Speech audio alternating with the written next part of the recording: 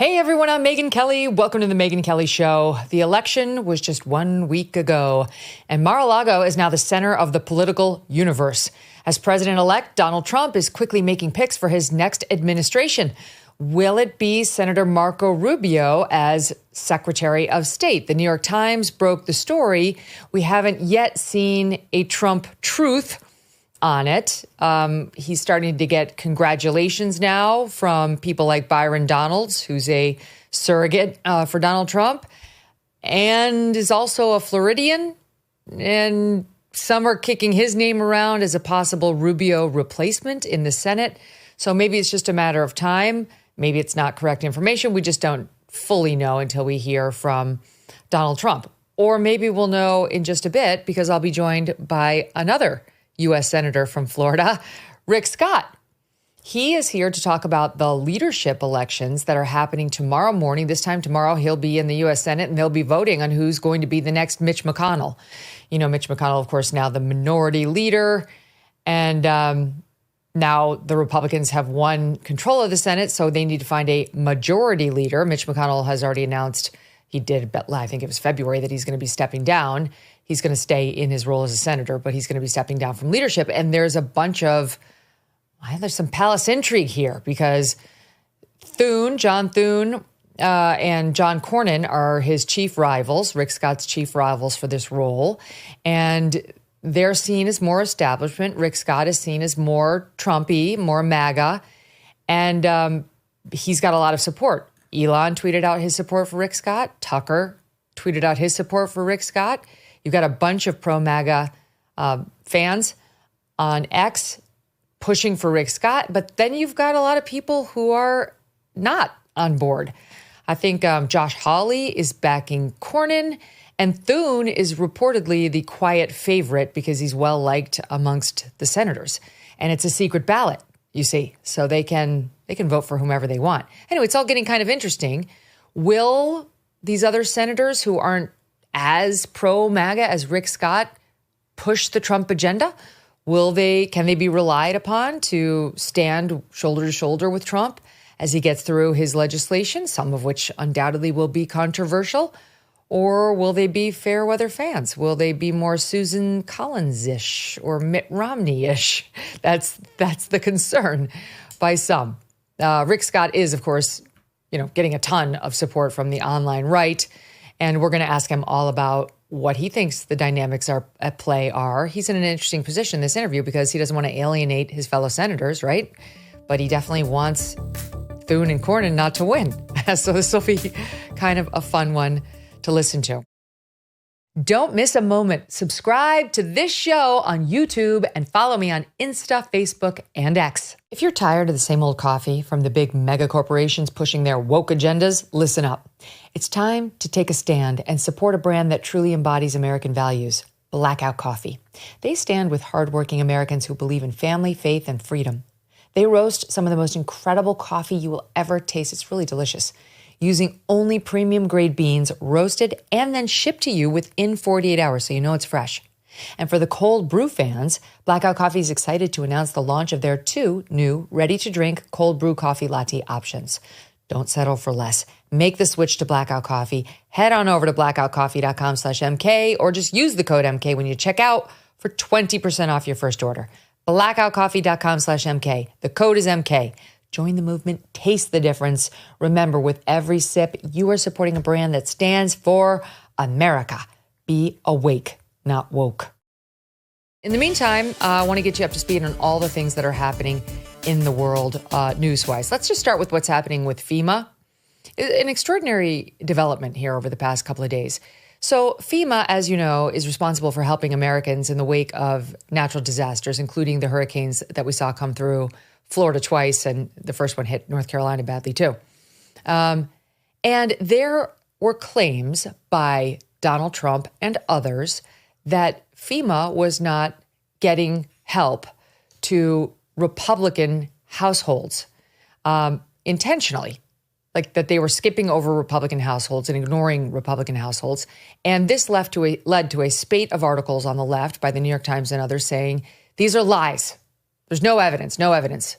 So to their credit, the Daily Wire sent a reporter down there to Florida in particular to start actually knocking on doors and figuring out what was going on and to do some investigative reporting. And they found it was true that FEMA was intentionally skipping houses that had Trump signs on their front lawns.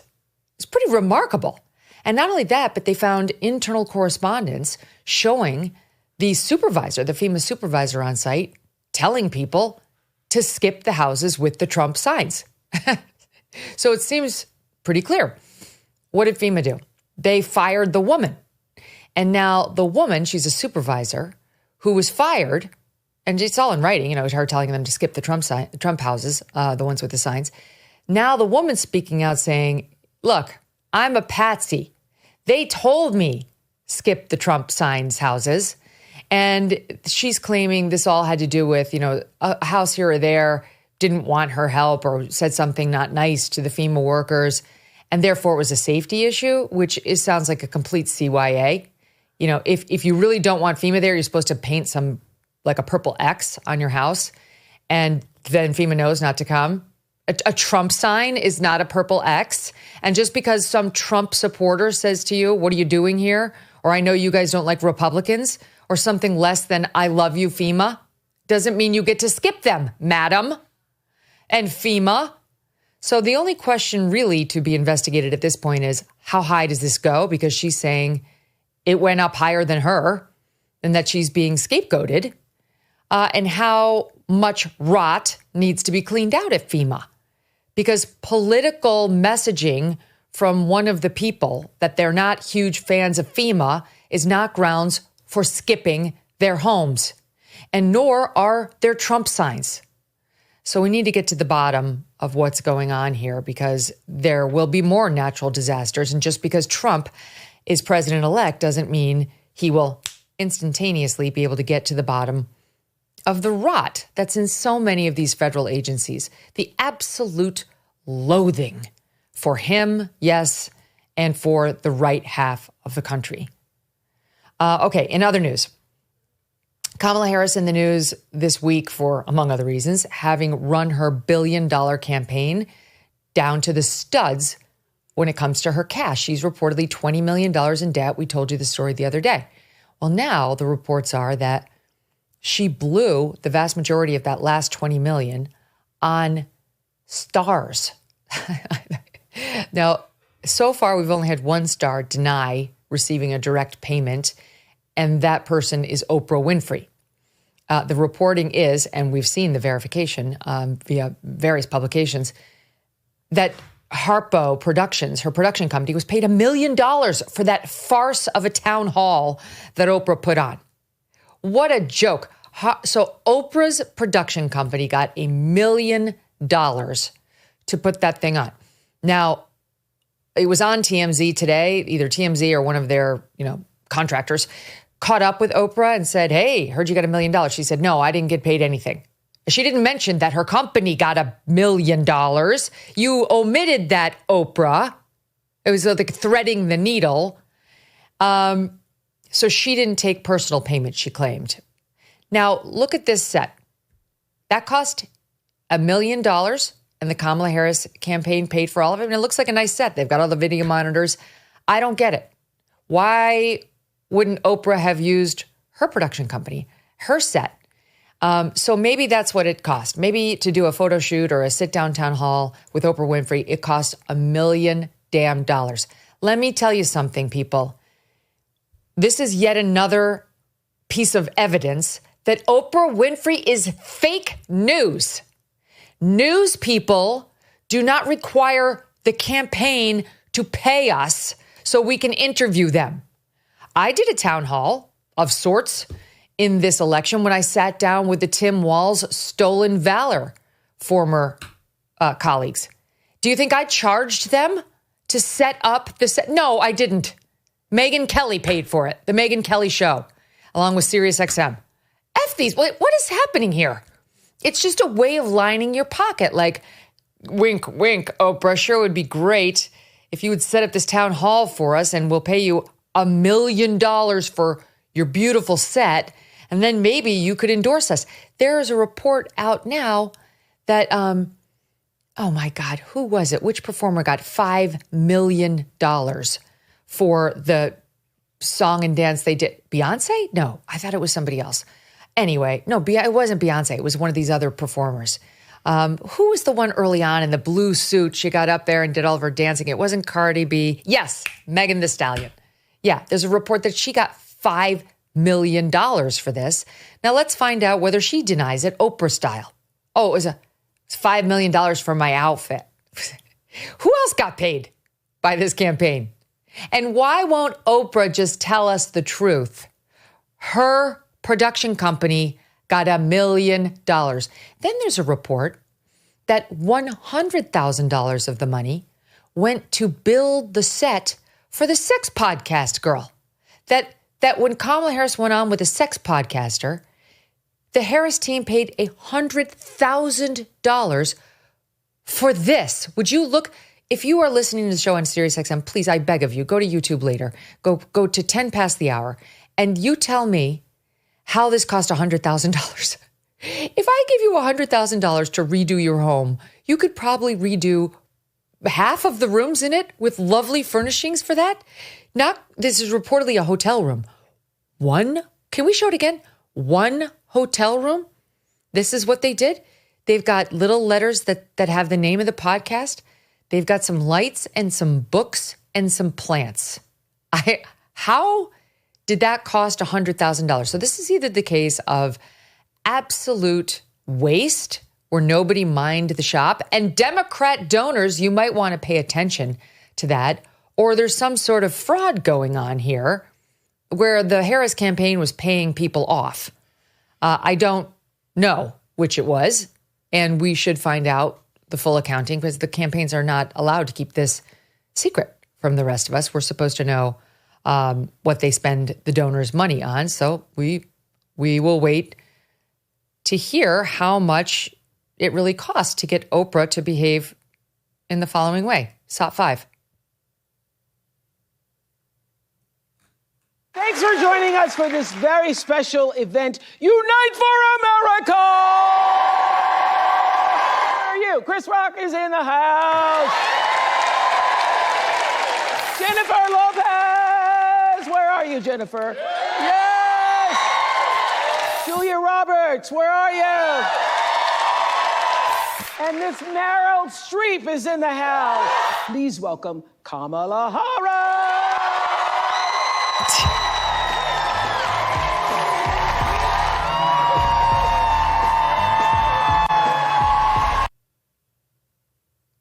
Totally feckless. But by the way, did J-Lo get a payment for that? Did Chris Rock get a payment for that? Did anybody get paid for these endorsements that we were led to believe were just completely organic? I mean, do we really care? Because they're all losers. They lost badly and have been rendered utterly powerless and feckless in the eyes of the electorate. Nobody will be asking for their endorsement again. No one smart. I mean, no one who wants to win. It's funny because there's already a Democratic primary underway for 2028, believe it or not. Yes, there is. And it's people like Josh Shapiro. Gavin Newsom out in California is already organizing his resistance to Trump's agenda. Good luck, sir. The California liberal has already been rejected resoundingly by the electorate. Why would the Democrats be so stupid as to elect another one next go round? Your little widow's peak does not distinguish you that much. And it may be hard to believe, he's even more radical than Kamala Harris is. His crazy ass gender stuff is even more radical than hers was. It's not going to be Gavin Newsom. So now you've got all these early, Andy Beshear, red state blue governor is out there already like, I know, I understand the electorate. I told you about this Chris Murphy in Connecticut yesterday. Like, I understand, doesn't mention the trans thing at all. I'll be here to remind them. Don't worry, Senator Murphy. I'll be here to remind them. You don't worry about a thing. You can omit it from all your op-eds. We have a lot of listeners in Connecticut, a lot. And many are your voters, but they won't be for long if you don't get on the right side of this thing. They won't be. Because you're losing. We pointed out yesterday, the swing state voters, the number one issue was the trans thing. Boys and girls sports. So good luck holding the line on that, sir. And speaking of that, we've been talking about this guy, Seth Moulton. He's a Democrat in Massachusetts who has now come out. I mean, he's basically now Riley Gaines. He's coming. I just don't want my daughters to have to deal. And we've been pointing out his hypocrisy because he has been not only, he wasn't neutral on this issue prior to now. He was actively pushing legislation that would mandate men in women's sports, mandate it, and actively opposing the bills that would have stopped it. And now he tells us, oh, he's been worried about his daughters all along. Well, why didn't you protect them, you feckless fool? Why didn't you do anything? Why did you were on the wrong side. You would rather have seen your daughters get hurt than lose your election or risk alienating your voters? What kind of a man are you? So he's still out there. He goes on with Scarborough, who's also pretending like he's just this like non-woke, voice of reason who tried to speak to the Democrats about how to market this campaign. Just nobody listened to him. Oh my God. The revisionist history of these. Oh, watch SOT 1. But I remember several years ago saying on this show that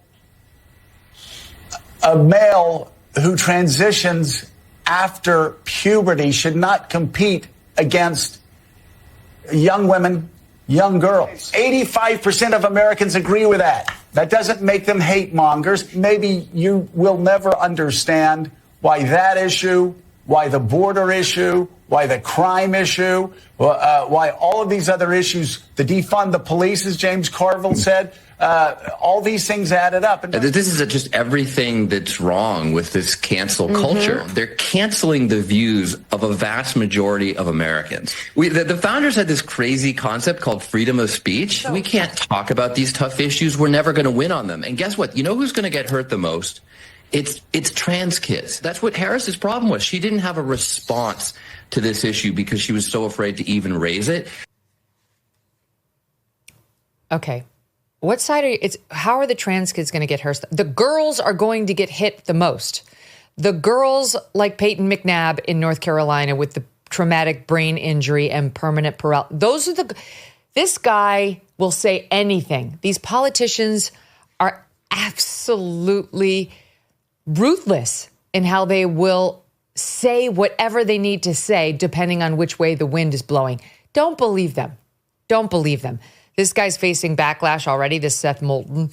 He's been, some staffers have quit, and he's also seeing some LGBTQ groups push back against him. Is it Tufts University? I think it's Tufts came out and attacked him for these comments. Okay. Good luck, because you can't thread this one. This is not a needle that can be threaded.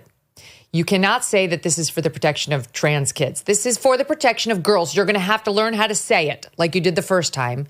Then you got the backlash, and now you're changing your messaging. My point to the audience is they don't get it. They don't understand how strongly people feel about this. They don't understand that it's an issue from the heart, that it's moms and dads, it's blacks, it's whites, it's Hispanics. It cuts across all cultural lines. It's Muslims, it's Arabs. We have a guest coming on second hour who helped get Trump elected, who worked in Arab communities, her group, getting them out to vote because they're sick of this and the porn in schools. They have more conservative, like these two out there trying to pretend that they got it all along and they're they're going to be the moral guides for this party to come back. All the best to you people. You're going to need it. Okay, quick break. When we come back, United States Senator Rick Scott. Trust in media is at an all-time low, and for very good reason. Stories can be shaped or even buried depending on who is in charge. This is why Ground News exists, a platform prioritizing transparency, allowing users to see the full picture without filters. Ground News is an app and a website that aggregates related articles from around the world, highlighting each source's political bias and corporate influence. It also reveals stories underreported by one side of the political spectrum. For example, Ben Shapiro recently accused the New York Times of trying to silence conservatives on YouTube, and left-leaning media shockingly barely covered this. Ground News shows that over 75% of the coverage came from right-leaning sources. Ground News has an entire blind spot feed with stories like this, revealing how media narratives shape the conversation. This year, they are offering a 50% discount on their Vantage plan, giving unlimited access to their website and app. Check them out at groundnews.com/Megyn. That's Ground News, GROUND news.com/MEGYN to take control of the news that you consume. Tomorrow morning, Republican senators are expected to select their new leader, now that they're in the majority, yay, to replace outgoing leader Mitch McConnell, a role that will be key to helping Trump get his aggressive agenda passed. Not everybody in the Senate is as conservative as the MAGA wing of the party would like. Some are a little squishy, and therefore wrangling the votes and making sure that everybody's on board to get Trump's agenda through is important. 3 men are up for the job, 2 considered more establishment types, Senator John Thune of South Dakota and Senator John Cornyn of Texas, who are not totally beloved, especially the latter, by Team MAGA, though they have some endorsements. Like I mentioned, looks like Josh Hawley might be backing Cornyn, according to the reports. But a third appears to be the MAGA favorite, and he's my guest now, Senator Rick Scott of Florida. Senator, great to have you here. So, all right, how do you like your chances, and why do you want the job? Well, first off, I think we're going to win. Here's why I want the job. I want Trump's agenda passed. I've been up here 6 years, and I watched Republican leadership not get Trump's agenda done. Now, what's his agenda? Number one, he's got to get his nominees done. So we've got to figure out how to do that, because what's going to happen is the Democrats, Schumer's going to try to lead the effort to slow down all those nominees. So Trump's people can't staff his agencies. It doesn't make any sense to me, but that's exactly what Schumer's going to do. So number one, we've got to figure out how we get his nominees in place. Number two is there's legislation he's going to need passed. We've got to do a tax plan through reconciliation, which takes 51 votes. So we got to have a plan to get that done, and we got to corral 51 votes together to make sure that happens. There's going to be other legislation that we're going to need Democrats. We're going to have to figure out how do we bring Democrats into the fold to get something done, and we have to get the House. So I've got a great working relationship with President Trump, with the Speaker in the House, with the fiscal conservatives in the House, with Steve Scalise, Tom Emmer, the leaders in the House. So, and I'm a business guy. So in business, here's what you do. You say, what do I want to get done? How do you build it? You build a team. You write a plan. You set up a timeline, who's responsible. You measure it, and then you get your stuff done. You just constantly are doing this. And that I built the biggest hospital company in the world. I built a bunch of manufacturing companies. So this is what you do as a business guy. This is how business guys get their stuff done. And that's what Donald Trump needs. He needs the business guy running the Senate so we can get Donald Trump's agenda done. And that's why I want the job. Now, End Wokeness, which is a great account on X, quoting the Heritage Foundation statistics, says Cornyn has a 64% conservative score, Thune has a 62% conservative score, and you have a 95% conservative score. And this Twitter account pointing out, this isn't a hard decision, folks. He's apparently on your side. But the pushback from their backers is, but what you really need is not somebody who is the most conservative or the most pro-Trump. What you really need is somebody who knows how to work the Senate to get the votes, right? The important thing is to be well-liked and to be able to maneuver. And are you the best guy for that piece of the job? I believe so. If you think about how you build companies, you work with people. So think about this. When I was 40, I had bankers. So I had to deal with. I had millions and millions of shareholders. I had probably something like 37 analysts on Wall Street that followed my stock. I had a board of directors. I had 285,000 employees. I had 150,000 customers a day. So you have to figure out how to get along with all those groups to get something done. Same thing in everything I've done. When I was governor of Florida, we cut taxes and fees 100 times. We became #1 higher education. We became top 5 in K-12 education, 47-year low in our crime rate. All those things was the same thing. What's your plan? What's your team? How are you going to get it done? And how are you going to measure yourself? And so that's what this job is. It's how do you create a process to get these things done? But #1, you've got to be absolutely committed to getting it done. And I'm absolutely committed to getting Trump nominees through. And I'm absolutely committed to getting Trump's agenda done. Some say, okay, there's been a lot of tweeting by your supporters. Tucker, we read his tweet yesterday. Elon's backing you, and many, many others. And the pushback from the more establishment type publications is, well, they're not going to like that. The senators are not going to appreciate that, Senator Scott, that they're going to say he's pushing us. You know, his supporters are pushing us, and we are U.S. senators. And we do not take kindly to a pressure campaign and its secret ballot, which is kind of, I don't know, it's a little messed up that it's secret ballot, I think. I don't understand why people can't just come out and say who they're voting for, because aren't they responsible to their constituents for who they put in leadership? But in any event, what do you make of that?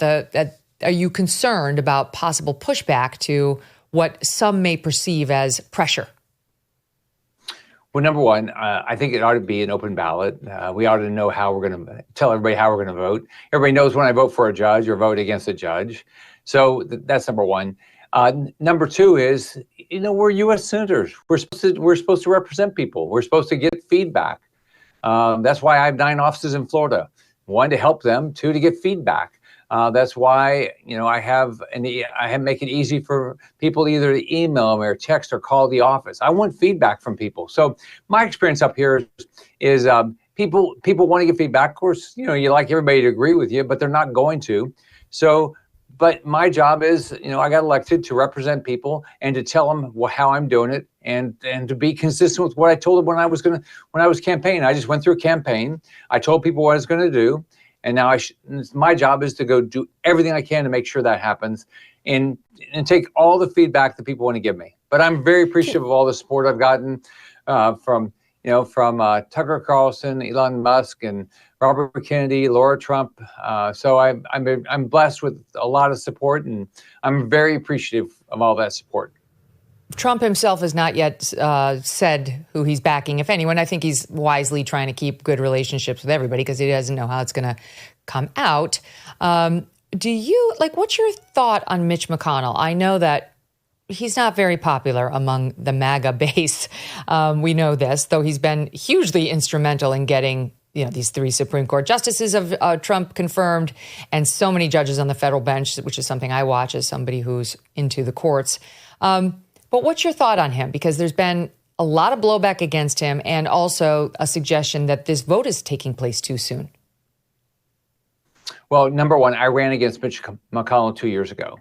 I think the way the Senate operates has to change. There's been 2 dictatorships in the Senate, on the Republican side, Mitch McConnell, and the Democrat side, Chuck Schumer.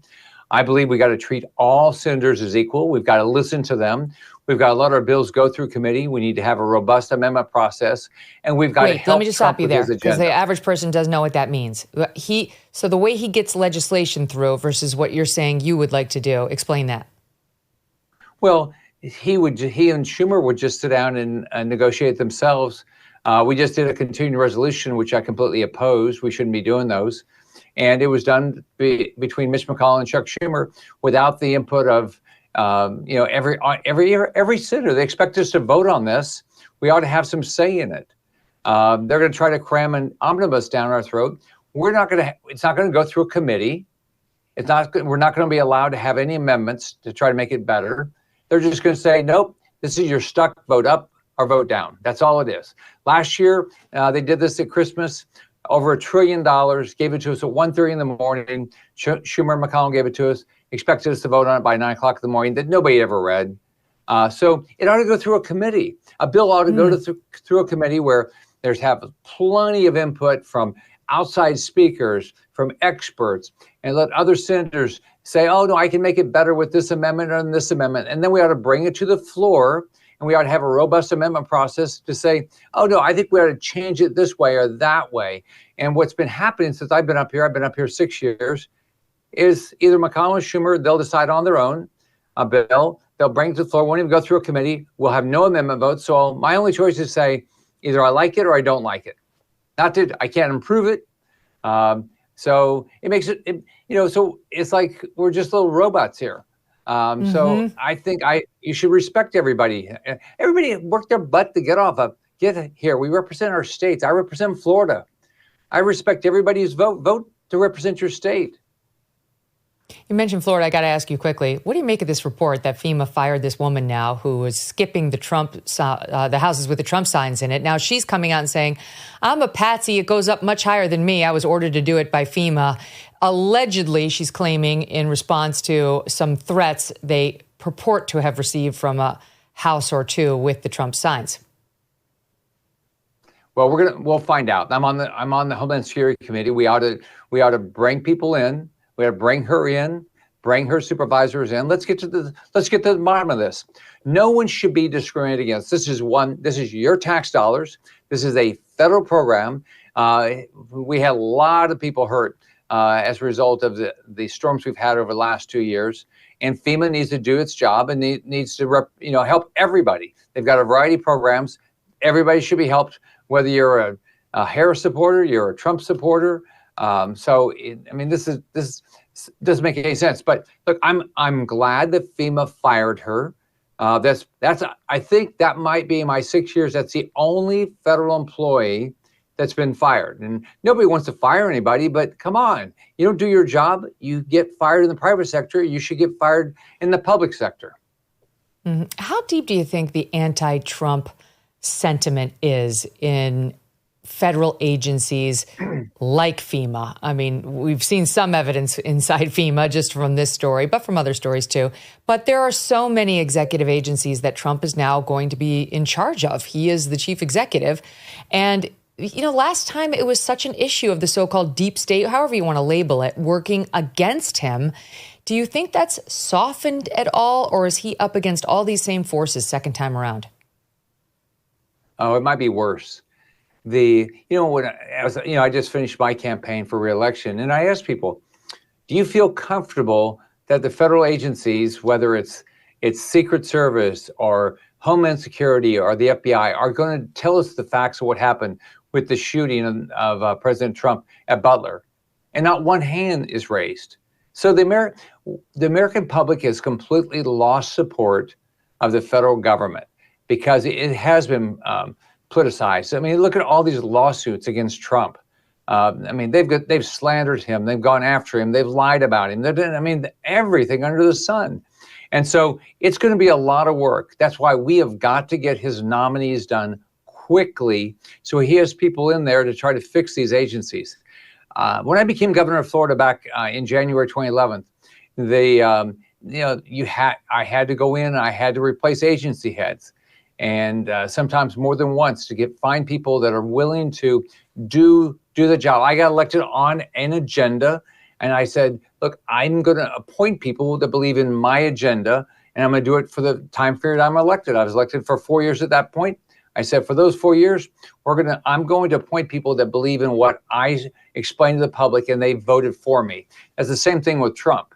So I think he's going to work hard. I think he's going to do a great job. I think he's probably, like all of us, you learn a lot of lessons. You look at his nominees. I hope Marco Rubio is going to be the Secretary of State. He's picking some wonderful people so far that are going to work hard to get his agenda done. That's why I'm running to be the majority leader. We've got to get his agenda done. He won. Let's help him. Yeah, I do think it's a mandate given the size of the win. And I realize it's tight in the House and relatively tight in the Senate. But Republicans won 4 seats. That's as close to a mandate as you're going to get given this divided electorate. And with President Trump winning not only the Electoral College vote, but the popular vote, it's tough to deny.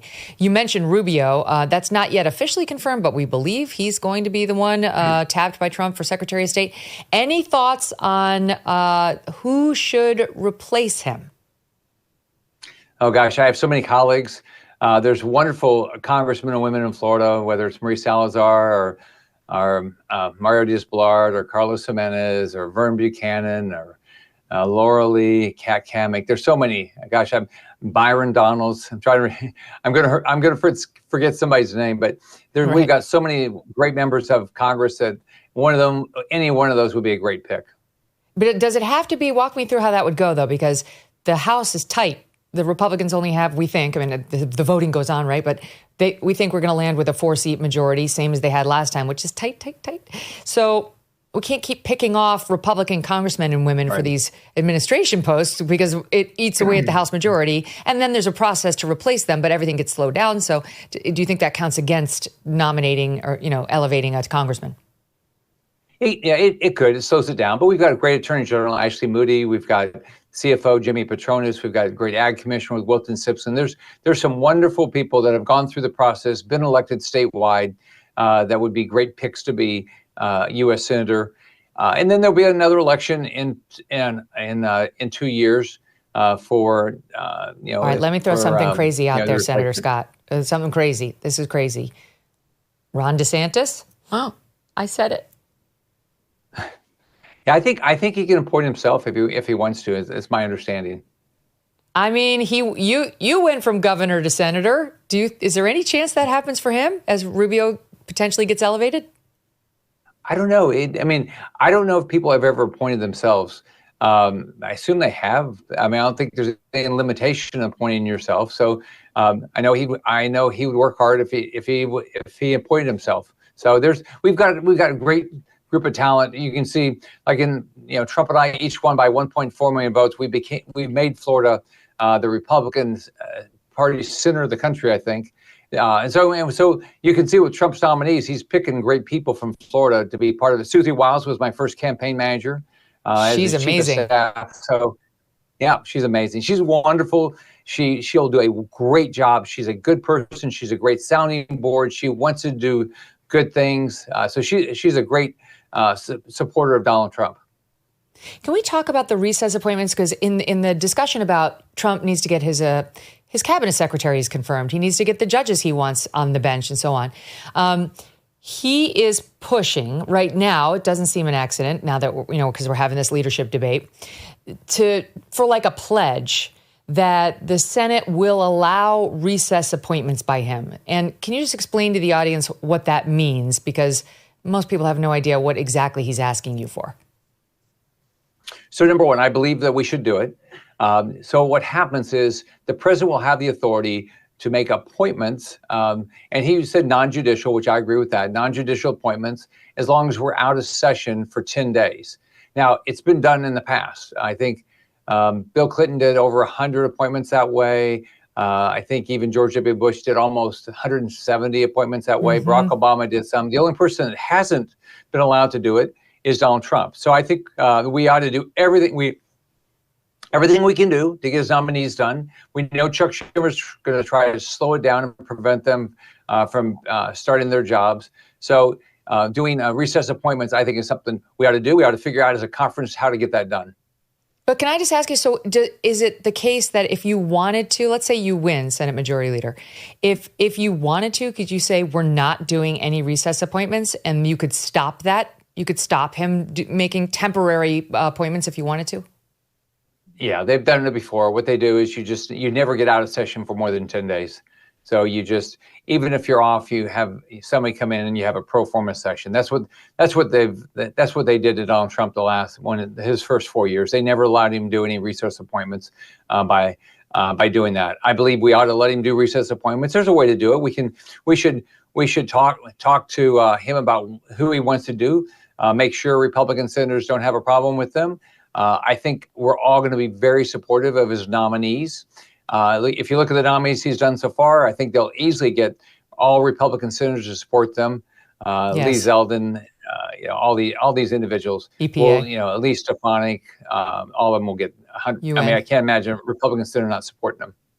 No, I think all factions of the Republican Party will support all these guys. So yeah, that's an issue because you're getting pushback from some of my friends at National Review saying, if you want to go ahead and cede your constitutional duty, you're supposed to be an independent branch that, has advice and consent. You're supposed to confer. You shouldn't just cede that duty just because you want to make President Trump happy.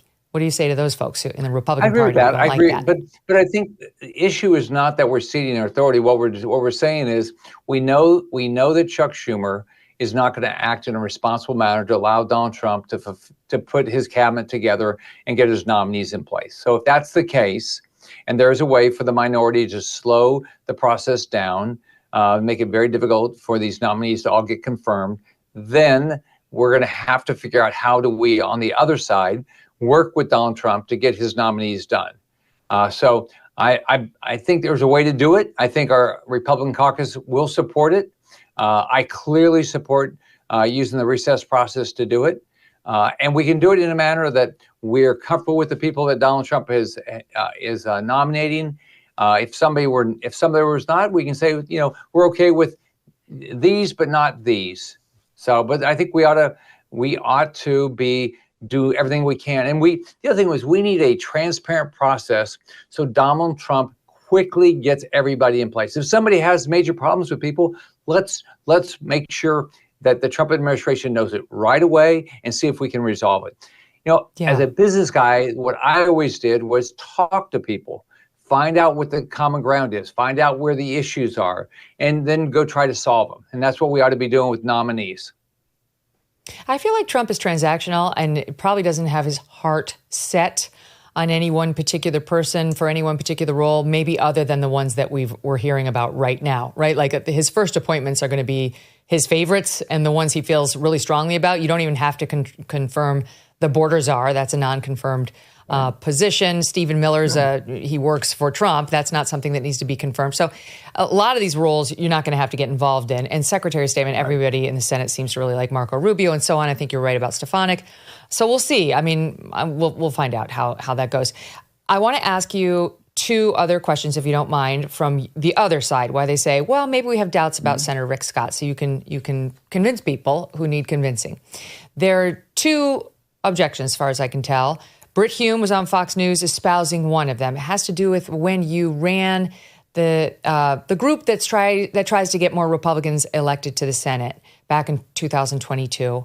And we didn't have the greatest red wave in 2022. And so Brit is giving voice to some of the criticisms around you connected to that. Here it is. I actually think Senator Scott's kind of a long shot.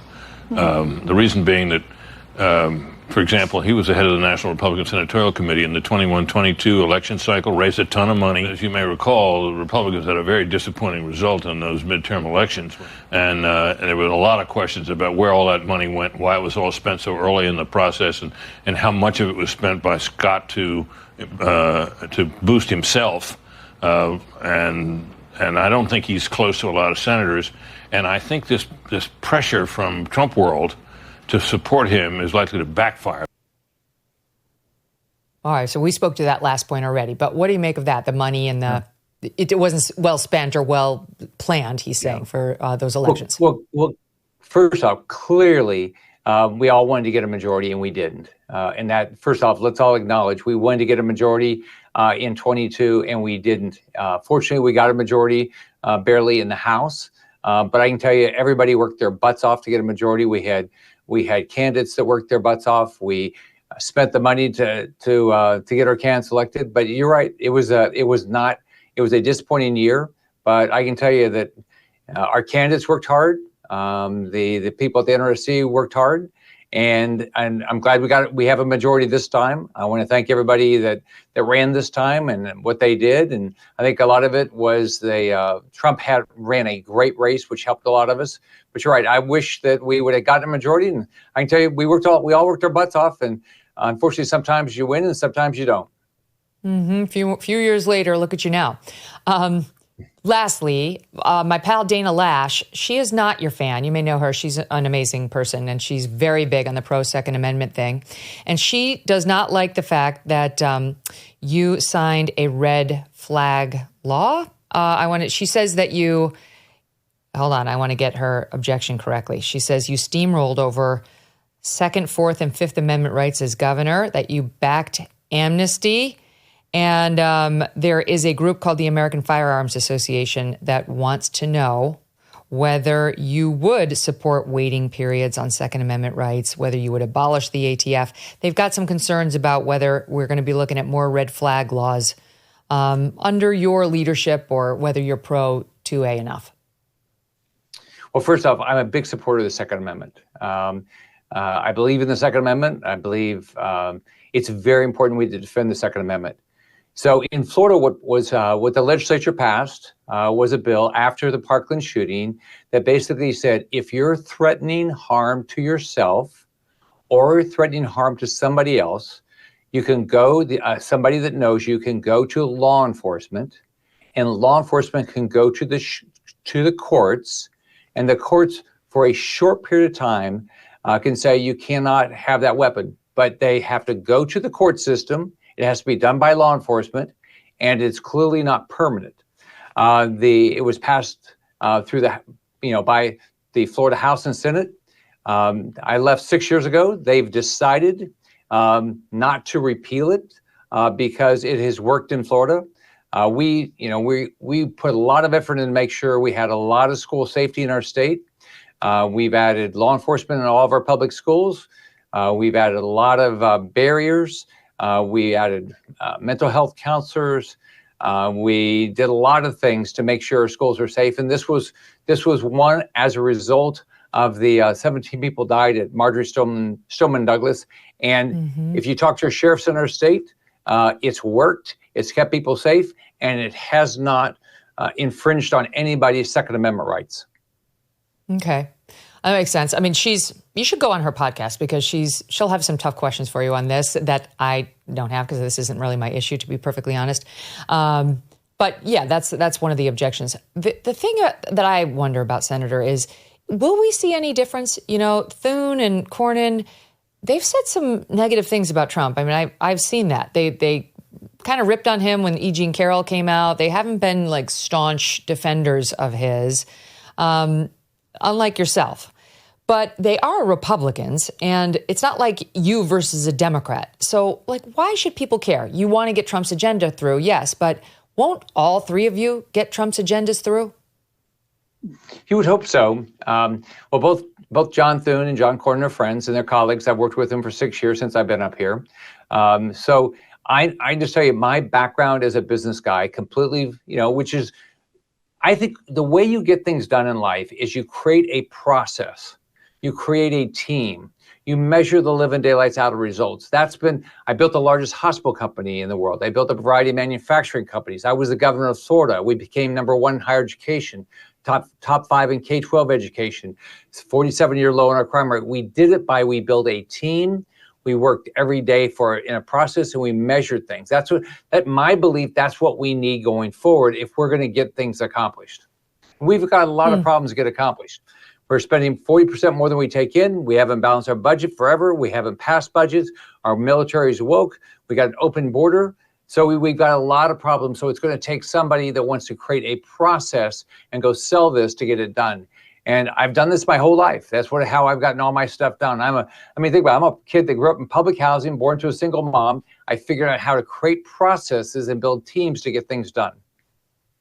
Okay, lastly, there's some nonsense being spewed by the left about possibly convincing Sotomayor to step down off of the Supreme Court. Reports are she's not willing to do that. And then subbing in Kamala Harris and getting her confirmed before Joe Biden leaves office.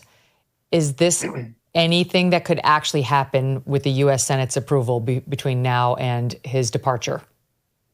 I don't think there's any chance in the world that could happen. I mean, maybe they could try it. I can't imagine that they could get that through. That would be so foolish on their part because one, I don't think Harris is qualified. Two, it would set unbelievably bad precedent. She's genuinely not qualified. I mean, we were never able to really confirm even how many cases she'd ever tried while she was allegedly, this John Wayne type DA and AG, as she now claims to be. Senator Rick Scott, we're going to be watching this closely. Good luck to you. All right. Thank you. Have a great day. All right. You as well. So it happens tomorrow morning. I really do think it should be public. Why should it be secret ballot? Why? They work for us. I think he's right. Why can't we know? Why can't you find out who your senator from your home state backed? If you want Rick Scott, you want people to vote for Rick Scott, shouldn't you know? I don't know. Sometimes these governmental, politicians and bodies forget they work for us. They're our employees. So I think he's right. We need transparency, and we'll see. I mean, look, worst case scenario, it's still a Republican in charge of the majority, and that's the way it's going to be. The Republicans officially now with 53 seats, and that's the way it's going to end, even though Bob Casey has a challenge to his loss in Pennsylvania to Republican there, it's going to be 53. And that, my friends, is a blessing. Okay, up next, let me tell you something. 8 years ago, when Trump won, came out of nowhere in 2016, we interviewed this guy, Brad Parscale, who was the magic behind the win. And he told us on Fox News, on my show, The Kelly File, exactly how he did it. This year, the woman who did it for Trump this time. Don't miss this. The Genucel Dark Spot Corrector is back on sale with their amazing fall promotion, and you can save up to 70% right now. It is for a limited time, though, so you got to get it now before it's too late. And don't just take my word for it. Stephanie from Santa Cruz, California says, I have skin damage from years in the sun. I love this product. It's great even at my age. Sunspots, brown spots, discoloration, even red inflamed patches all disappear in front of your very eyes. Genucel's guarantee is simple. You're going to see results the very first day, guaranteed, or your money back. So take advantage of the Genucel Complete Skincare Package at about 70% off, completely risk-free. Go to Genucel.com/MK today and start looking years, even decades younger tomorrow. Plus, as a special gift, all orders of the Complete Skincare Package come with a limited edition beauty box with two skincare essentials free. That's GENUCEL.com/MK, Genucel.com/MK. For years, we have been hearing about the vaunted Democratic ground game, and it was a real thing, especially under Barack Obama, that the left can get its supporters to vote at a higher rate than the right can. After Harris raised $1 billion and the polls were showing a tight race, many Republicans were worried this was going to happen again. But in 2024, it was Trump who got his people to the polls. How did it happen? We're going to talk now to someone who helped make it happen without $1 billion. Her name is Ashley Hayek. She's the executive director of a group called America First Works. She headed up their Project 19 program, which targeted the most important counties in this election and how. Ashley, welcome to the show. Thank you for having me. All right, tell me everything. Who are you? How did you deliver this?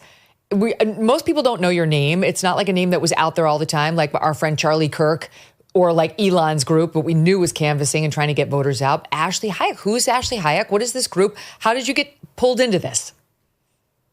So we are the sister organization to the America First Policy Institute, which is run by Brooke Rollins and Linda McMahon and Larry Kudlow and many of the other former Trump administration officials. And we were launched in November of 2021, and we really were focused on a lot of state policy. So working in target states, advancing policy at the state level, advancing Trump America First policies at the state level. And then in 2023, we had the opportunity to really look at, how do we continue to build upon the movement? And this was before I think President Trump even announced, but we started talking to different organizations. We started looking at how we can grow with, Hispanic voters and women voters and Black Americans and parents. And my background, I worked on the Trump 2020 campaign. I was the coalitions director. We had over 45 different coalitions. We had 650 advisory board members. And I knew that the inroads that President Trump and his message could make. So to be able to continue that mission was absolutely critical. Lee Zeldin is on the board of America First Works. He was really a key integral part of this, given that he ran for governor and got almost 50% of the vote in a state that had only 23% Republican registration. So how do we take that model and apply it to the battleground states, really targeting low and no propensity voters? So we had a meeting in January. We had a few other organizations January at the table. of 2024? 2024, yep. Okay. And it was to determine— Is this the one down in Washington, D.C.? This was in our office on Pennsylvania Avenue at the time. And there was only 7 groups that had met. It was a pretty small group. And from that meeting, we realized this has to be so much bigger. You look at the data, you look at the numbers, this is going to take all hands on deck. So there was about 50 organizations that met on April 3rd at the Willard Hotel. And we had a briefing from Kellyanne Conway on polling. Lee Zeldin, made some remarks about his race in New York. And then we did a data presentation where we looked at the numbers and determined where we needed to be and which audiences we needed to target. And we talked about who was going to do what where, who's going to do digital, who's doing radio, who's doing text messaging. And one of the biggest gaps that we saw at America First Works was the ground game. And that was when we realized this was our opportunity to step up and help with ground game. And that was, Megyn, right when the FEC opinion came to fruition as well. And that was a game changer, I think, for the movement. We were all in my lane, media, speculating about how, geez, it's a risky bet because she's got, reportedly, voters like women who are high propensity voters who have a track record of getting out there, even in the midterm, even in the local elections, they vote. And Trump's relying on these lower propensity or never before voters. And so that's a risky bet. You, as far as I can tell, that's not untrue. That was true. But you guys were looking at those low propensity or never before voters saying they're gettable. We can make them get out. 100%. And I think one of the untold stories was the women who showed up for President Trump who did not show up for Kamala Harris. So at that April 3rd meeting, one of the things we talked about was that there is a massive gender gap across the country, especially in states like Georgia and North Carolina, where you have 10 to 12% more women participating in elections than men. And we even told some of the moms groups that were there, Moms for Liberty, Moms for America, in 2016, Hillary Clinton said, husbands, told their wives how to vote. Well, now we need to tell moms, you need to tell your husband to go vote. And that's exactly what happened. Leading up to the election, up to, the weekend before, the media was completely gaslighting conservatives and the public, saying that Harris had historic support for women. There was at that point in the battleground states, 112,000 more Republican women that had already voted, and 500,000 Democrat women that had not voted yet. That's a 600,000 vote swing, not in favor of Harris. She had a massive disadvantage amongst women, and we saw that play out on Election Day as well. So when you saw the Harris campaign send out that messaging, and the New York Times reported the same messaging, that there had been this huge spike in female voter registration in Pennsylvania, and that they were coming, like they were showing up in droves. That was what the report was, that they were not the registration, but they were showing up in droves in the early voting. Your response was what? That's a lie. And we put a tweet out, and I did a couple of media hits that this is not true. She doesn't have that support. But Megyn, you can't say, what is a woman? You can't force men into women's bathrooms. You can't make women feel unsafe and have, illegal aliens kill young girls on a jog at her university and think women are going to show up for you. So President Trump was delivering the message. You were delivering the message, and it made it very easy for us in America First Works to connect that message to the people and make sure America First voters were showing up and not the Democrat voters. And the Democrat voters, they stayed home. They stayed home because they can't buy into this craziness from the radical left. Wow. Was there one particular message for all the groups, or did the message change depending on which voters you were targeting? It wasn't so much that the message changed, it was who was delivering the message. So in a lot of ground games, people will hire a firm and they'll subcontract to a bunch of different firms. We tried to choose firms, because ours was all paid canvassing, that were best for that area. So, we had part of Brian Kemp's team that ran our Georgia program. We had the Frederick Douglass Foundation that reached out to Black Americans. We had 20 Arabic door knockers in Dearborn. And those boys, there's 20 of them, young men, they knocked on tens of thousands of doors in Dearborn. And I believe they're part of the reason that Dearborn flipped was because they were taking the Trump policies and delivering it to their actual community. So we tried to get people that, it's are you like me? Do I like you? Are you a member of the community? Are you just being imported? And we just saw that message worked. We sent text messages from Riley Gaines. We sent videos with Hunter Nation, another C4 organization, of Ted Nugent, to hunters and Second Amendment people. So you had to have the right message, but overall, the message was the same. So my understanding is it took an average of about 3 text messages to these low propensity voters to convert them into, I guess you got about 40% of them to actually, the ones you targeted, to the polls. And it was 2 texts on messages, and then the third text on, let's go. Now it's time, get up, we're going to get out, and we're going to actually vote. So we did 3 door knocks, 3 visits, physical visits, like someone going to their house. And then in addition to that, we had a text messaging program. The cool thing about the text messaging program was we had a team of 50 volunteers who would actually reply to the text messages.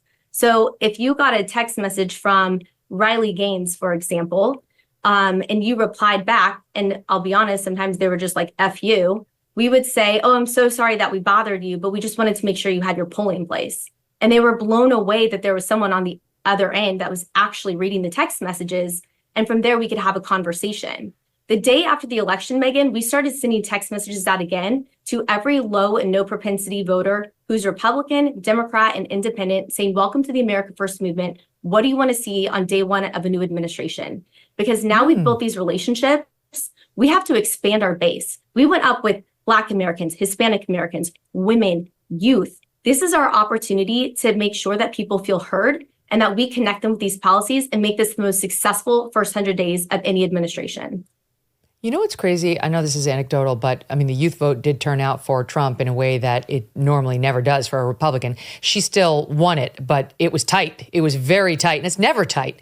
But I'm sure you've seen these videos of all these young, beautiful women like in bikinis and the red MAGA hat, dancing. The MAGA label, the hat, the message, far from being toxic as it was considered by many 8 years ago.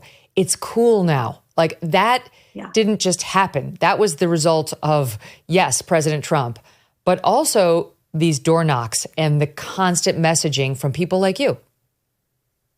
Well, and I have 4 daughters and I have 1 boy. And this election to me, I think like a lot of moms, was personal. And when you hear the stories, we did an event in Scottsdale, Arizona, and it was 2 moms that lost their sons to fentanyl poisoning. One was a senior in high school, super overachiever. The other one was in college, and the stories were devastating. I could hardly get through the conversation with them because I was so moved to tears. But that happens in every community. That's happening across the country. And I think just being able to take those stories and connect them to people is what really changed hearts and minds. And that's what this was about. It's how do you convince people? There's a cool side of it, of course, you know, with the Swifties for Trump, and you see such a cultural shift too. Our athletes have been phenomenal in, you know, carrying the America First banner. But I think for so long too, just a little bit of a separate point is we have been shamed to be Americans. And that's just wrong. Like we should be proud to be Americans. We're the greatest country in the world. And we've had the elite and the woke and the leftists try and force such garbage down our throats that we should feel sorry for that when we're the reason the world can continue in a way that doesn't have 3 wars break out like we just saw this past administration. So I know you called it back to your meeting, Project 19, because you were prioritizing 19 counties across the swing states. And then you added 2 more, so it was technically Project 21, but you stuck with the old name, so it's called Project 19. And then fanned your volunteers out to go work these counties and try to make them as red as possible or turn them red if they weren't already. What were the most persuasive issues? Like the boys and girls sports, was that universal, or was that only deployed in, you know, the reddest counties? The number one issue we heard was the economy, hands down. Everywhere we went, it was the cost of living, prices, and it came in different forms. Sometimes it was in inflation, sometimes it was in housing, but it was always just cost of living, economy. The second issue, very close, was the border, and the border was prevalent everywhere. It wasn't just in like Arizona or Georgia. It was in Wisconsin and Michigan. And the third issue that we heard predominantly in Michigan, which I think is extremely interesting, was education. And I think education in Michigan is interesting because you have a governor who had forced lockdowns so hard on those families that when school started back up again in September, they were kind of shocked that, you know, their kids weren't performing well and that they were still very far behind. So I think that's going to lay the groundwork for future governor races. And it's something that we're thinking about already. I'll tell you something. I mean, you're going from your anecdotal experiences with all your folks out on the ground. We talked about this on the show yesterday, but there's this public opinion research initiative they're trying to help Democrats called Blueprint. And they just did a postmortem on what they're hearing caused the Democrats to lose. and they went and did surveys in all these states, and I'm sure will continue to. And what they found was that for minorities who crossed over to vote for Trump, in particular, like Blacks and Latinos, by far the number one issue was the economy and immigration. But for swing state voters writ large, it was described as follows. Kamala Harris is focused more on cultural issues like transgender issues rather than helping the middle class. That this trans thing really moved votes. They actually didn't care. I'm amazed and horrified, but they did not care whether the candidates supported the coronavirus lockdowns, which is just, okay, I completely disagree. But I wonder if people completely misread, for example, the Muslim issue you mentioned, the Arabs, because in communities like that, and Latinos too, even though it wasn't their number one issue, we can see that according to this survey, we saw story after story the past 2 years of them showing up and protesting outside of schools saying, get this disgusting pornography out of the K through 12 libraries.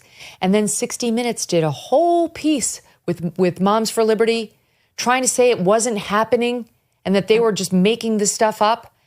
And you're pointing out, like, these are much more conservative groups, like in Dearborn, Michigan, who are they're not going to tolerate this stuff. That's exactly right. So there's a separate entity. It's called America First Action Fund. And we had a mail piece that went into Dearborn. It was mailed to, Arab American, Black Americans. And it was, this is your transgender story hour coming to a library near you. And it was transgender reading a story to these young children. And it highlighted the policies of the left on how they've tried to push this woke transgender pornography garbage agenda to our kids. The funny thing is one of our door canvassers got it in the mail, and he heard his sister yell, like, what the hell is this? And he goes, that's us. That's our mail piece. I know this group. And his dad started texting it to all of they're all on WhatsApp. So he started texting it out to all of the Arab American WhatsApp groups. That we got so many anecdotes of people who said, I've never voted. I wasn't planning to vote, but this pushed me over the edge. This is a bridge too far. And remember, that was a big issue that took place in Dearborn with the books in the schools. And it's not something that I think most people who have common sense, who want to protect children, will tolerate. But especially in the Black American, Hispanic, and Arabic communities, it was just absolutely mind-blowing that this is something that, the left wants to perpetuate. It's amazing. I mean, it's like we need to keep all of this in mind as we watch the Democrats do their postmortem and decide we're going to make this change and that change, but we're not going to make the other change. And they're tearing themselves apart right now over the cultural issues, because while they might be able to settle on some economic faux populism that they think they can sell, the cultural stuff is deep in their bloodstream now. And I don't see a future for them until they manage to excise it. And I just don't know how they're going to. They allowed this to fester for too long. Well, and the other issue that we came across too, especially with, the historically underserved, lower socioeconomic communities, is the schools are already crowded. And now you have an influx of illegal aliens coming in. They are getting free food, free housing, PlayStations. Their kids' spots are taking my kids' spots in school. You don't even have, a strong education system. And now you're overcrowding. People were angry. They were so angry that this administration, both Joe Biden and Kamala Harris and everyone in between, would open our borders, give them whatever they wanted. And they're sitting there thinking, wait a minute, what about me? What about my family? I am American. What about my rights? And that was very resounding from especially the lower socioeconomic communities. Well, that's what's so interesting about Trump's border plan and his deportation plan, because the vast majority of Americans are going to support these people being deported. Obviously, the criminals, everyone wants them deported. I mean, every sane person. But then there will be additional deportations beyond that, just as there were under President Obama and most presidents, most modern day presidents. President Obama deported, I think, 3 million people. And so I think the Democrats are planning on this being a daily news story where people will be crying and this is going to generate interest amongst their base that will be anti-Trump, I think they're in for a rude awakening, because the people you're talking about, we've covered these news stories, want their community center back. They want their schools back. They don't want their children to have to learn every subject in 4 different languages, because you've got translators from all over the world now, at least here in New York, by school mandate to translate everything into whatever the native tongue is. I mean, it's gotten to the point of true absurdity, and it's unmanageable. Yeah, that's exactly right. And we're already starting to hear about it from the left. They're losing their minds over this issue. But this is the things that they're losing their mind over are the policies that President Trump won over with the American people. So it's like they haven't learned their lesson yet. And I think we just have to keep capitalizing on it and continue to make these gains. My goal moving forward is to continue to build on these relationships that we've built since June. That's when we first started our initial door knocks, where it started in late June, and just continue to build upon the relationships, keep the momentum going, and go direct to consumer. We have to run politics like a business. It shouldn't just be, oh, see you again in 18 months. If we don't build upon the success, we're going to lose people in the process. I think people are really excited about what's to come. And so if we can just view our voters like customers and provide service to them and make sure that they're getting your message, Megyn, and the president's message and Elon's message and RFK Jr. MAHA was a really big deal with our moms too. We have so much opportunity ahead of us. Let's just keep, pedal to the metal and keep going. Yes, because there's going to be agenda items he has to get through, and he's going to need the squishy members of the House and Senate to get on board. And that's where your organization will become relevant again, too. Like, get the support. Call your senator. Call your House member.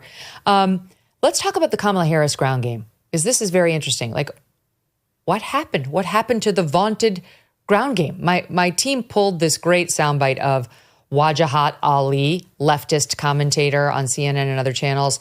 This is the same guy, the audience knows the clip by now, who's in the Don Lemon clip with Rick Wilson, like, the Republicans, making fun of the way they talk, like as if the Republicans would be sitting there going, those Democrats with their maps and like their books. That was them. So for the audience, that's who you're about to hear, a guy who looks at the right half of the country that way. And here he was. What show was he on, Steve? Was it Piers Morgan? Yeah, he was on Piers. Watch. This before on election day. Rage of women is going to be felt tomorrow, Piers. I've been saying it on your show for a year. I believe, I'm going to say it in front of the camera, and if I'm wrong, I'm going to come back on your show. You give me crow, make sure it's halal, put some salsa in it, and I'll eat it. There you go. Be getting full Kamala Harris crow. is going to win. The X factor is going to be women, independents, Republicans voting against Trump, and people of color. I can't wait to see the follow-up episode. So what do you say to him, Ashley? How did he get it so wrong? Oh, he was so wrong. The righteous rage of women came from women who voted against Kamala Harris, because like I said in the beginning, you can't ask what is a woman and literally put women in the most unsafe positions over the course of your entire administration and then think they're going to show up and support you. In fact, women were so upset, and many women, I think like you, Megyn, and myself, we're voting for our kids. We're voting for their future. And just voting against the complete lunacy of the garbage that they're trying to put in our schools, that they're trying to indoctrinate our children with, it's disgusting. And so it's absolutely hilarious that this is how out of touch the elites are versus the real American people. They have no clue what's going on. We heard for months throughout the summer into the fall that she had a ground game. It was going to be this amazing ground game. I was getting reports. So our canvassers were paid door knockers. That was their job, was to go knock door to door. I get reports every day and every week. And when I read those reports, we weren't seeing them on the ground until after Labor Day in some places. Like in Michigan, they sent 2 guys to Dearborn, and they were there for maybe a week and left. We just didn't see them. Maybe they were there and we were in different routes or different streets, but their ground game did not exist. So I don't know what their feedback loop was. The other issue that we read was helpful to you. I mean, obviously economy and immigration. And then we talked about the trans thing, was the stolen valor allegations against Tim Walz. Yeah. We saw veterans show up very early, very quickly. We did canvass and did text messaging to veterans, but usually in these types of races and presidential races, the VP is somewhat irrelevant.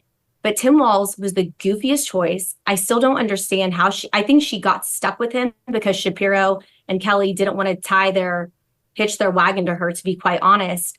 But Tim Walz was so goofy and he lied. And the media, CNN especially, gaslit the American people again about his service, made people feel bad for questioning his title, his rank. He did not earn that rank. He was supposed to finish his school, yet he continued to use it and used it throughout the campaign. That's insulting. He also said he was deployed. I'm a Marine wife. That man was never deployed into combat. And the clips of him trying to load a shotgun was hysterical. He doesn't even know how to unload his gun. And then you have J.D. Vance, who actually has served his country, who is, a great Catholic man who's served honorably. And you have such a strong contrast between the two of them. That was a slam dunk for us. It's amazing, especially in a day and age when we're lamenting how woke the military is, to have this guy touting his own military service, which he falsified in large part. He served, but his title he falsified, and whether and where he served became an issue as well. And super woke, right? As woke as they come, transing kids in Minnesota who don't even live there, who seizing custody from parents who actually live out of state, not to mention tampon Tim in the bathrooms. I'm sure those military members who are sick of this woke military understood exactly what they'd be getting if they had 4 more years of a Democrat administration, including the likes of Tim Walz in it. So that's very interesting too. Can we spend a minute on the Iowa poll? We're back on the lies being put out. We talked about how women, they're surging in Pennsylvania. That Iowa poll had a lot of Republicans rattled. It was concerning. It was like, red state Iowa, she's up 3. Holy smokes. When you saw that, what did you think? We knew something was wrong, so we immediately started looking at it. The early vote, there was a 9-point advantage for conservatives. Our voter registration gap was massive. It was very much, I think, a tactic to maybe distract conservatives or try to distract conservatives from what was actually happening. And what was happening was she was just getting absolutely creamed in Iowa. That poll also does not have any transparency. You couldn't really see any of the crosstabs, but just based on the early vote and the voter registration, President Trump had a massive advantage in Iowa. There was no question whatsoever. So, and it was proved. It was proven true on Election Day. When you watched these polls, which all along said it's tight, and of course, look, President Trump, it'll wind up being maybe a 1-2 point victory in the popular vote. So you can make the argument it's tight, but he won all 7 of the swing states, all 7 of them. What were you thinking? Did you believe the polls that it was tight and you said, let's double down, let's triple down? Or were you like, it's not going to be tight, we'll double and triple down anyway just to be safe? But what were you thinking beforehand? Well, no matter what the poll said, we always ran like we were 30 points behind. And we always tried to maximize every dollar that our investors gave us. And we wanted to make sure that we had the highest return on our investment. So working with our pathway partners was critical, making sure that we had data and we were making every decision using data and metrics. That was critical for us. But also when we were looking at the numbers, we knew we had to bank votes. So going into Election Day, we knew that we had banked over 604,000 votes for President Trump, that he didn't, and the left was behind like 1 million votes compared to 2020. So we knew going into Election Day, we had done our job. We had widened the gap. We were very confident. And our team jokes around. We say, it's just math. It's just math. It's just a math problem. So if you can figure out the math problem, then you can win. Wow. That must have been very comforting because those of us who are on the outside just relying on these pollsters, very frustrating because you just had I think most of us had a feel. You just look around, it's like so many more lawn signs for Trump than we'd ever seen before. So many MAGA hats everywhere. So many people being open about their support for Trump. The huge rallies, which the left continued to tell us were not huge. It's like, we can see that they're huge. For a presidential candidate, they're huge. And then they say, oh, look at Kamala Harris. The only time she got the big crowds is when Beyonce was there or some performer, which is why they got paid millions of dollars. So she could boost her. So it was like, but it's all anecdotal. You can't go by that. The pollsters across the board we're saying it's tight. So it's just one of those things. Okay, was there anything in the Democrat vaunted ground game of old, like the Barack Obama one, that you took lessons from? Data, technology, and their mantra was always vote blue no matter who.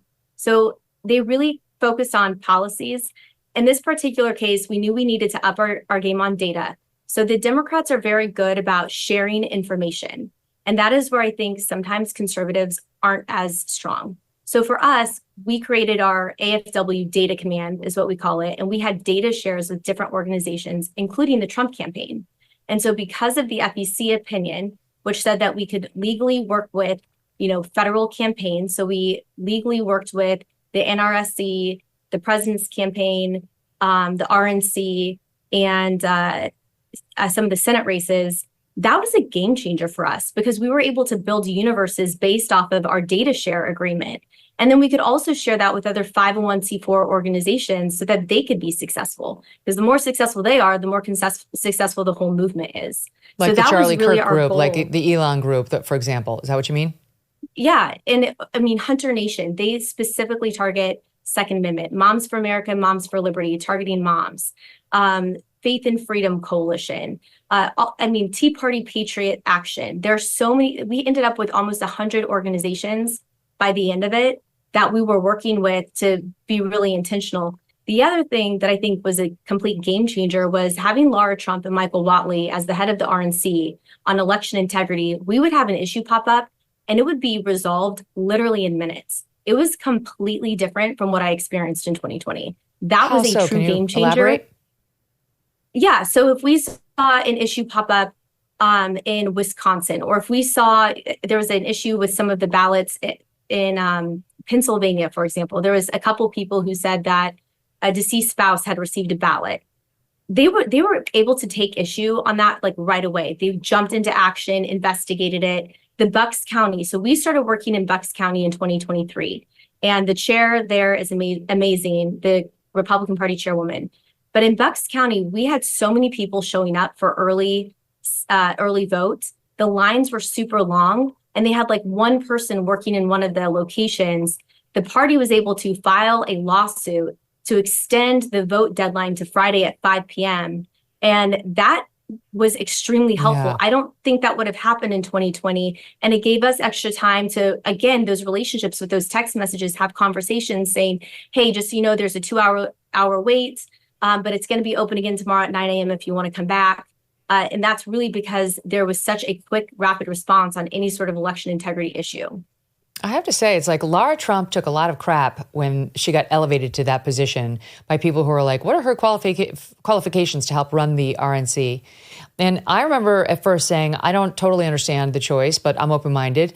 And I went and contacted some of the people I know who have been high up in that organization. And they were like, you know what? It actually does make sense because the partnership makes sense. He can be responsible for some of the more of the traditional organizational things. And she can be somebody who people will really respond to when it comes to fundraising and outreach and messaging, as she already had been for Trump. And people said, oh, she's going to be too pro-Trump. It's like, well, we need pro-Trump. We need somebody who's going to help on the mission of getting this guy elected. That was actually a really smart decision. And I think a lot of people forget that there was so much distrust in the RNC from a lot of the base because of all of the problems that happened in 2020 and 2022. And people didn't want to work with the RNC.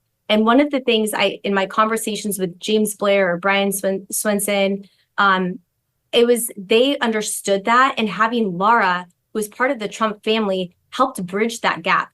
I had the privilege of working with Laura on the 2020 campaign. She is the most dynamic, hardworking, high energy person. When you meet her, you love her.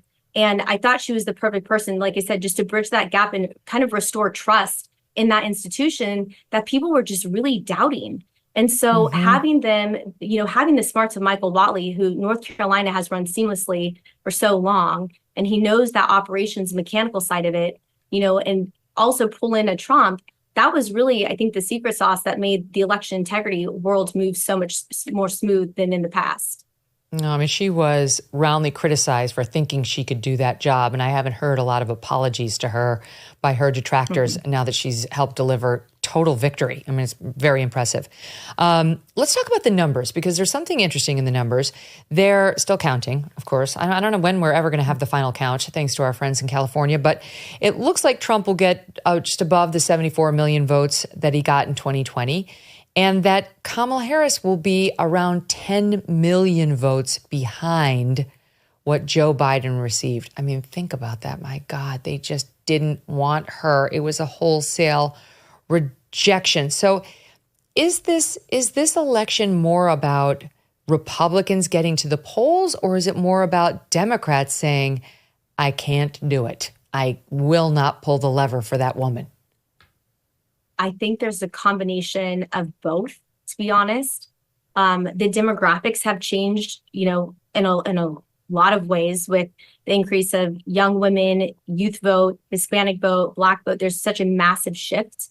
I think there may be some people, and we won't know until we see the final numbers, but I think that there are some people who were undecided that may have been more left-leaning, because those independent voters, remember, I think only time will tell on some of those pieces once we get the data back on who stayed home and who actually turned out on election day.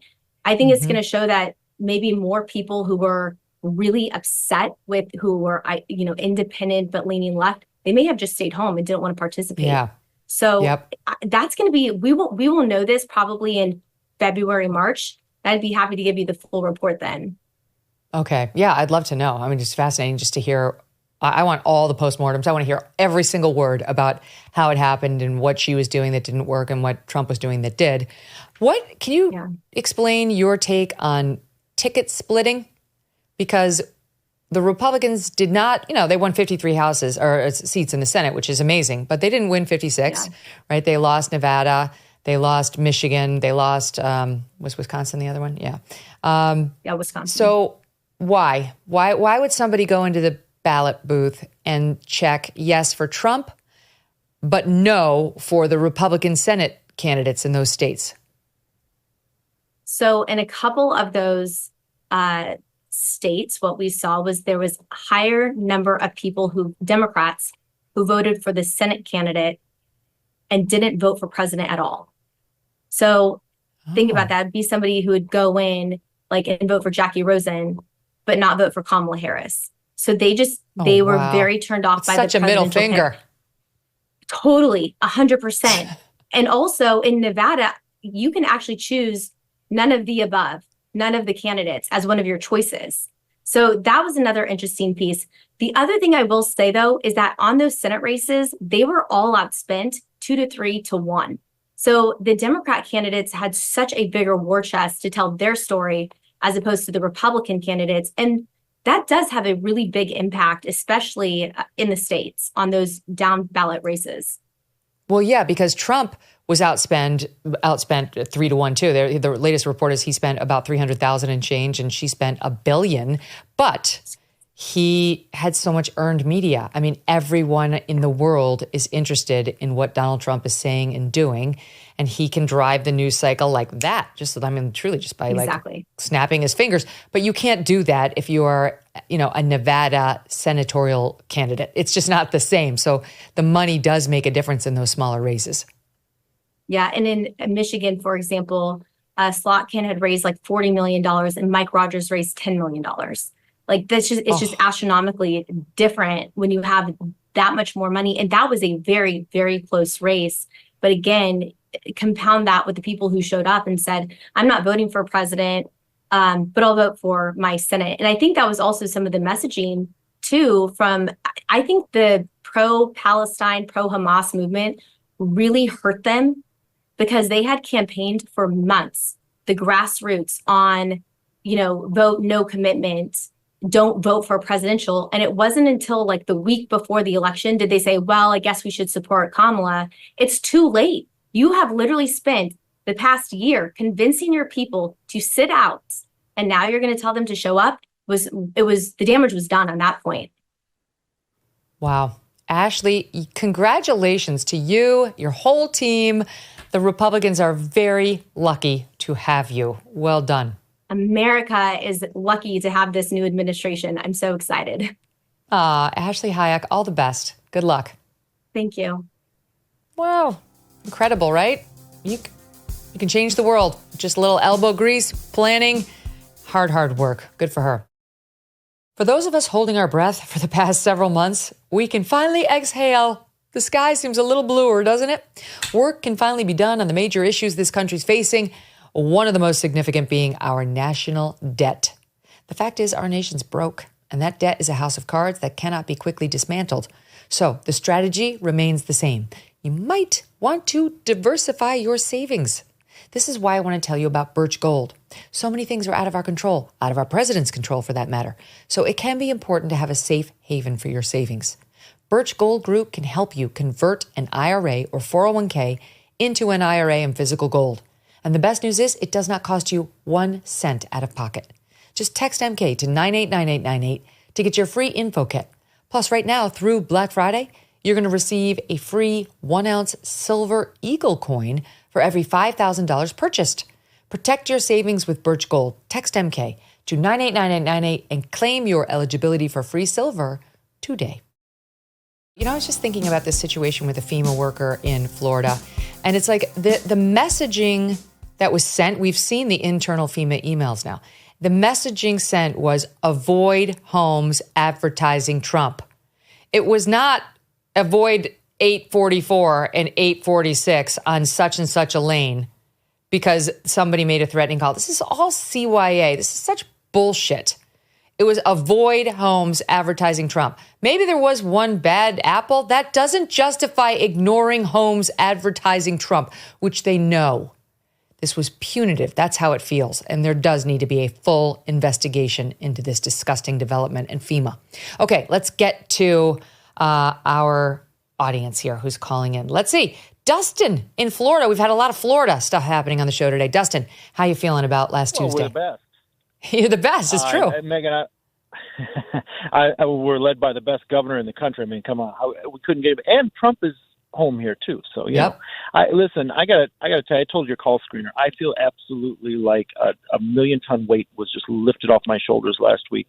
I had a feeling it was going to go this way. I kept saying it was going to go this way, but like you and like Sean Hannity, many people on the radio that I listen to today, like, don't count it out. You know, get out and vote. Go and vote, right? Don't count on it. Exactly. What I'm trying to say. Right. Yeah. No. And it worked out. But God, can you imagine if we would have woke up last week and it was the other way? No, I was preparing myself. I was saying, like, privately to my husband, and I would talk about it every day. And he'd be like, what do you think is going to happen? Yeah. And I would just say, I think Kamala's going to win. I didn't actually have a thought on whether Kamala was going to win. I had no idea. But I would say it just to get myself like ready for it. You know what I mean? Just so I could accept it and I wouldn't like be one of these blubbering fools. For doomsday. Right? Because I didn't want to be one of those idiots who was out there crying like, oh, I need to be able to handle it. If she won, it was like, might as well just ease myself into it because it's a possibility. I knew I wouldn't need any easing if Trump won. And hasn't it just been the most glorious 7-8 days? Oh, it's been wonderful. I mean, you know, even watching some of the liberals melt down between everything from Glenn Beck all the way to Mark Levin every day. I listen to way too much talk radio, but I mean, come on. And you're one of my favorites now. And you replaced Rush for me. Because I grew up since I was 13 years old listening to him. But you know what? Listening to the clips you guys play of these people melting down, it's like, at first I want to say, oh, you're just so stupid. How can you believe this stuff? But I really think they're just misinformed people. Some of them are mental, but there's a lot of people in this country that have no clue. For sure. Some you of them illustrate are that every day. Deeply mental. The ones with the blue bracelets, like, okay, sister. Dustin, thank you. Thanks so much. I love the Rush compliment. That is the highest praise. And thanks for listening to us. Greatly appreciate it. All right, let's see. Let's go. Let's take a walk down to Rob in Texas has thoughts on Kari Lake. What are those thoughts, Rob? Well, I'm just wondering if she has a position in the Trump administration. But first, I wanted to say that when we found out that Trump won, I thought back to your book when you had done a case in front of two professors, and you didn't know, but you found out later that they did a high-fi to each other when you left the room. That's the way I felt about our country. You know, I just love that. You're so sweet. Thank you. Yeah, it was on my moot court audition. Yeah, that they kept it a secret how they felt about the audition, but it went well. I know. I've been high-fiving everybody. I mean, I've been hugging strangers. I'm just so thrilled. I'm thrilled for Trump because it's such an amazing comeback. I'm thrilled for our country. And then the team of Avengers he's bringing in there. I can't wait. Can't wait for them to get to work. Rob, thank you for your lovely message. Mark in Virginia, which, we're trying to make a swing state again. It was once, and now it's more blue. Your thoughts, Mark? We were close. We were closer than I thought we'd be. By the way, Megyn, when you were speaking with Trump on stage, I thought I missed it, and I was so upset. I sat there with my little finger and rewound the whole video to see that I hadn't missed you yet. So I was so glad that you actually made it on stage, and you did a wonderful job. And I got to tell you, you're the reason that I'm renewing my XM subscription this year. Oh, that's so nice. Oh, I really hope the Serious Brass is listening to this. Thank you, Mark. Well, I mean, it's so convenient. And I got to tell you, I mean, I was a Fox News junkie. That's where I was, first saw you. But I flipped between you and Beck on election night. That was my election coverage, and I never would have done that a year ago. Awesome. No, we're the future. I feel like only the dinosaurs are still watching cable news. It's like I turn to cable news when there's like a breaking weather event. And other than that, and I'll tell you something, this is not a nice fact about me, Mark, but since we're so close and you said all those nice things about me and Sirius, I'm going to tell you. I have a TV in my studio here as of the election night. I don't normally have the TV in here, but they put it up so we could see the results coming in, and they left it up. So Steve Krakauer, my EP, was like, we should make your commentary on this into a show. It's been like 10 years without seeing any of these cable news people, and it's been hilarious to tune back in. Nothing's changed. The people don't look as good. That's changed. But they've changed nothing. They're having the same stilted, guarded, fake conversations that last 4 minutes long with like the stupid panels. It's amazing how out of date they are. Well, I'm so proud of you for taking the leap that you did after everything with Fox and NBC, and I really am proud of you. I am a radio broadcaster, so it's just this is a thrill just to be able to say hi to you, and I hope you and your hubby have a great Hanukkah and Christmas. Thank you. You're a good man, Mark. Maybe we'll see you down in Virginia. I've got some family down there. Big fan. Okay, let's go out west. Let's go to California and talk to Marlo. Hi, Marlo. What's on your mind? Hi, Megyn. Thanks so much for taking my call. Just wanted to say I am a Californian Republican. I voted for Donald Trump straight down the party line. I'm a business owner of 30 years, and I can't tell you how much of a relief has off my shoulders. I can't wait for all the wonderful things that he's going to do to help our business, to help our country, to help my children buy a home. My husband and I have just been so excited, and I haven't stopped smiling, and I haven't been this happy in a long time. And I love your show. I love listening to your show. I love the straightforwardness. It just makes my day every day. Oh, gosh. Thank you for that, Marlo. I feel the same. I feel genuinely euphoric, which as a cynical mofo newswoman, I don't often feel. Like it takes something wonderful from my children to make me feel euphoria generally. But this week I have felt totally euphoric about our country and the future. I feel like we saved it. I know it's melodramatic. I mean, we still would have been here if she had won, but it would have been, I don't know how we would have gotten the number of illegals that are crossing the border under her out. We're already looking at 10 to 20 million. There would have been maybe 10 to 20 million more. That's a country that it's not going to change back. So thank you, Marlo, for calling. I completely agree with you. And it's very hard to be a conservative in California, so you must be a strong lady. All right, let's go to Kevin in Tennessee. Kevin, thoughts on the election? Yes, Megyn. I haven't heard many people talking about the fact that other than the left, that misogyny played a role. And I just have to say, you'd be hard-pressed, in my world at least, to find anyone who would not vote for a woman as president, just not this woman. Kevin, I believe every word. Hillary Clinton won the popular vote. Like, why are they still spewing this nonsense on us? Right? And Barack Obama won twice. And he's black, because that's the other thing they blame it on, right? Like, she was a woman and she's a person of color. This is baloney excuse making. She lost because of inflation, immigration, culture issues, and she stunk. She stunk up the joint. She was a terrible candidate. I got to go. Kevin, thank you for listening. Thanks to all of our callers and our listeners. Hope you're feeling great. I want to tell you tomorrow, Bill Ackman's on the program. We've talked about him a lot on this show. Well, you'll hear from him directly. Full program. Don't miss that. God bless. By the way, send me an email if you didn't get to call in. Megyn@megynkelly.com.